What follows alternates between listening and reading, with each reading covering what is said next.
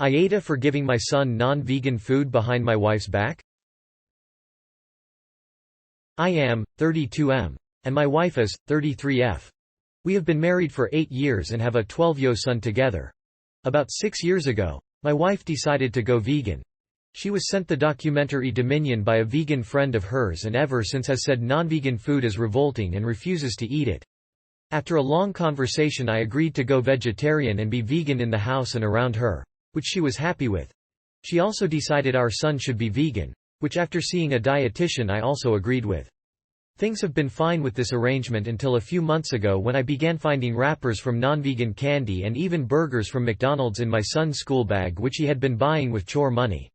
I had a conversation with my son and he confessed he felt lonely and excluded eating vegan around his friends and that they always had much better candy than he did and it wasn't fair. I decided I didn't want him spending his pocket money on snacks and throwing out the vegan snacks we actually brought him instead of buying games etc. It made no sense, but I also know the way my wife feels about non-vegan products. So, I began buying my son what he wanted on our way to football practice instead. Long story short, my wife recently found out what has been going on and completely flipped out. She called me an animal abuse enabler and a few other names and said I was corrupting our son.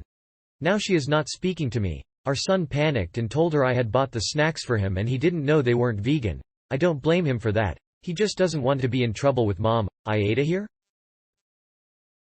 NTA. I think my answer, at this point, would be, our son is old enough to decide what he wants to eat and what his dietary preferences are.